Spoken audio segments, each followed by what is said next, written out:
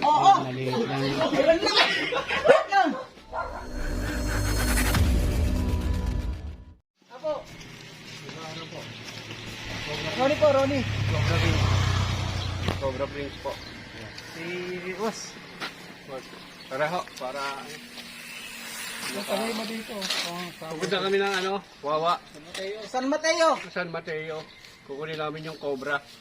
Bali, tumawag siya kay Cobra Prince. Si Ronnie Corcolon.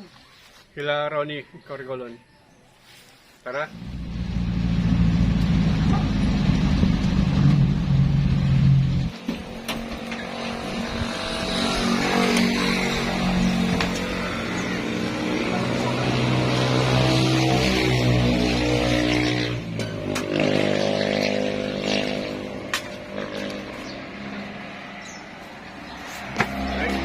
Dito na tayo mga kaibigan. Tara. Kaming kalsada pala oh.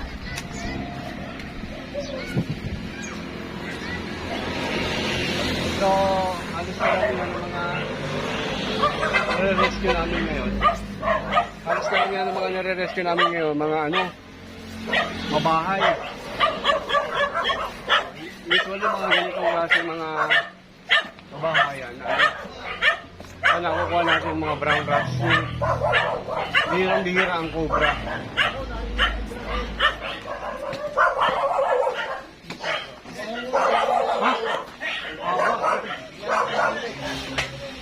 Ha?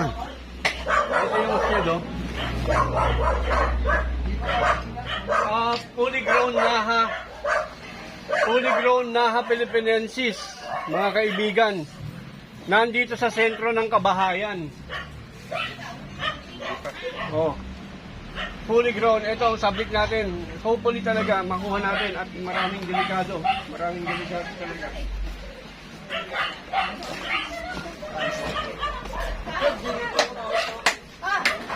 Natakbo yung butas. Sinakpakan ko po ng lambat niya. Sinalpakan ko po yung butas. At dito, sa mga sinalpakan ng lambat, nandito yung ano. So marami pang ganun pa rin. Eh. Hindi. Bigyan mo si Dani. Ano pa? Kuya pwedeng ano? May clear natin ito. O sir.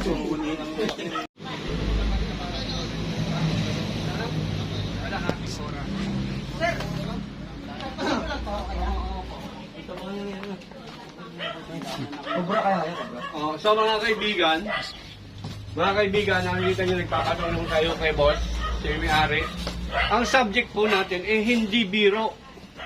Sapagkat ang ganito kasi, bagamat ang shedding po, nag-expand talaga yan para umalis sa katawan ng ahas. So, ang ina-expect natin hindi naman masyadong ganito kalaki. Nag-expand po ang shed. Pero sa haba niya, may imagine nyo po, talagang delikado na po sa tao pag nakagat ka nito. Imagine yung venom na papasok sa katawan mo na maibibigay niya sa'yo. Saka healthy po siya oh. Walang puto ng shed. Ibig sabihin healthy. Healthy ang cobra na to. So umpisa na po namin ang pag-clear. Kikita namin muna to bago namin halwatin yung kanilang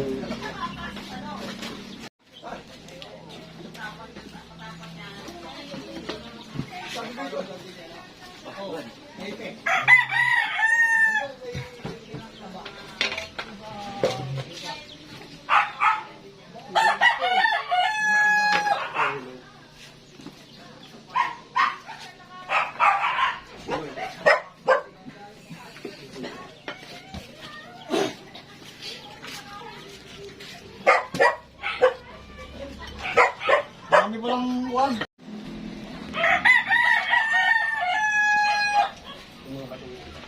Dun anak para yan. Para makakilos ka anak, alis natin ito ha. Mamaya pa action yan. Nakagat na ho kayo ng ahas. Oo, meron na rin po. Pero hindi full. Sabi Sabihin, makakabuhay pa yung kagat. meron kasing kagat na talaga. Kaya maingat din ho kami. Ibagay nga pa po siya. Ito ko ng mga ganyan. Ay, ito mo. Yung lagi na ako. Sila lang hain na ayoko. Bait na panood na. Parang magandang kinis ko. So, kailangan po talaga ang gilos natin. Maaluan talaga. Madami ko ito. Ganito kalaki. Pwede na akong tanggalin yan, di ba? Ano yung ibig sabihin ng Ilaw ilaw po. na? Ha? Tama lang yung ilaw po. Konti lang yung spread niya. Pero malaki na talaga. Oo, malaki na yun. Sige. Konti lang yung spread. Mga ganito kasi lalaki. Ano natin yan? Pwede mo gawa natin. Tanggalin ako. Binuhol talaga. Ano kaya kukulat si Ed? Kung ikaw ang magganyan. Oo. Ano? Mas malakas. Pero Pero natin, mabago. wala pa naman yung nandun pa sa loob. Ha? Nasa loob pa yan. Pag natanggal sigurado pa. Hindi naman yung bigla nga. Ito yung mga huli yan. Nakagaling lang sila. Ano yung bago pa po? Tumulong yan. Una. Kailangan.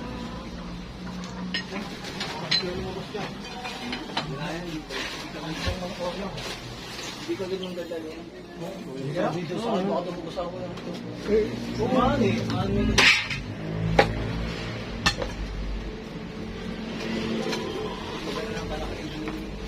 May kasama na yan. Meron niyang kabit. Yan na, sigurado na yan.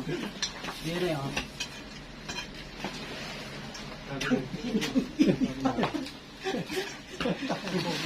Wala ko, Bi. Sa gulong mo.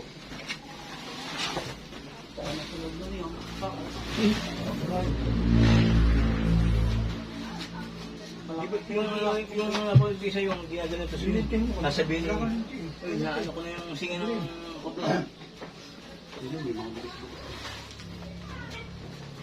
Ano nga? Okay. Yun na nga. Oh, yan o. Ayan. Video. Video. Bibigyan mo. Dili ko, Bi. Video mo. Kunin mo na po. Pasok pa yan sa butas. Oo. Maliit lang. Ang laki na! Puta na na!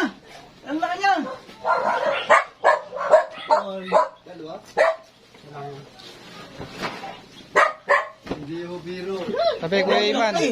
Biyahin nga ang imo. Biyahin ko ba? Ay, cobra! Philippine Cobra! Yaha Philippinensis. Cobra! Yung pakagat natin. Okay, ibubul mo na lang anak, ibubul mo. Ay, Kailangan di ba natin pinakabulog yung tama. Oo, lumihitaw. Kakaano ko lang kasi tatanggal lang ng kanya. Iyan, serya kaya yun napalit balat na yan? Ayun yan. Pero titignan Wala natin pa baka kaya, may wala kaya kasama. saka?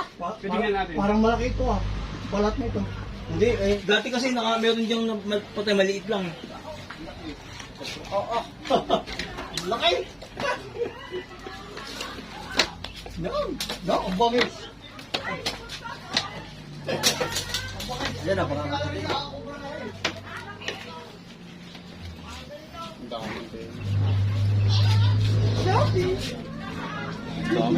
Isang patak ng venom, kaya pumatay ng 15 na tao. Dati pinapatay siya ng maliit pa lang. Sure ball ba itong ano? Parang ang tulas! Busog. Pero cobra. Oo, yan. Ay, sorry, naka-blood pala. Sorry po. Okay lang. Okay lang ako. Iman, Hindi ako po, do. good honor. Wala pa, do. Oo, ka lang yan. Ano? Yung focus mo doon, baka meron kang lumabas. Wala ko yung bangis niya. Ano ginagawa din? Hindi na lang Ano sa DNA? Ito po ay turn over sa DNR.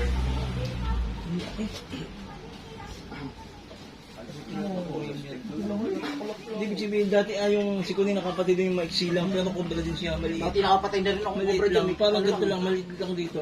Anak, Nahuli. yung ikaw yung nakita mo dun dati sa ano ko. Hindi, siyempre, tinatapos na pala nila pag ano, kung inaano na pinupokpok na pag natakot. Ito po, ang delikado dito, kahit po siya nandyan na sa foam, nasa dito, pag dumikit ka, Oh, pwede kang, Pwede mo. oh yan o, kakagating ka. oo, kagat ko rin. Hindi dapat saan ka. Meron pang ilang katsapay na andyan. Dalawa. Labas mo. Kukuha pa tayo. Hindi na nakita ko tumahas na ito kahapon. Higit na saraduhan ko yung butas kagabay. So, lilinis pa po tayo. Kung hindi, salamat kina, ano, Sir Ian. Meron pa po yan. Pa? Meron pa. Siguro baka po na may kasama, may asawa pa ito. So, kailangan na alisin to. Sige. Nakapagpalaki. Doon lang ang daming daga eh. Teka. Ito muna. Babagsak ko sa'yo. Dahan-dahan. Doon na nakalagay sa doon. Sa butas yun. Sumiksik siya na sumiksik doon. Hindi sadyang... Hanggang doon ang kanyang pugad eh, no? Palisin na to, bakit na naman magbahan? Hindi, alisin na po yun.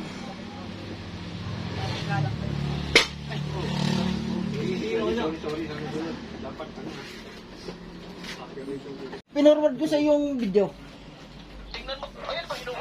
Baka daw dalawa, mag-asawa. Baka meron pang kabit at ahaway, tatlo abay. Philippine Cobra. Aba, alam mo gagawin, may bundok ng ating ano eh. Kaya napunta. Aba, nilagay na sa ano, sa bag. Okay, ilalabas natin, no? Nakita mo ba yung takbuhan? Kita mo? Ipinasa ko sa iyo ang video. Parating mo mga daw. Oo. Yan na, nakapasok na sa iyo, panoodin mo yung video. Pero mas mahaba yung kay Kobe. At saka ito na surprise.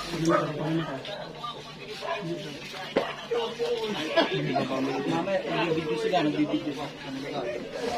Sir, pwede patanggal to, sir? Apo, sige sir. Para ma-clear na natin, pahinga muna. Tatanggalin po natin. Sige na, tatanggalin daw yung... Pahinga ng balik ganito. Oo.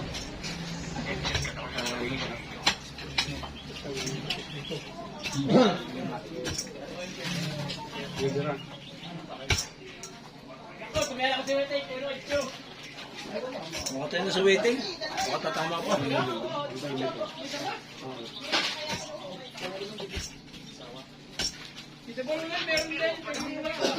Ay, duwag nga ito.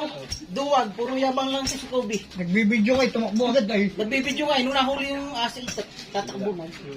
Sige, sige.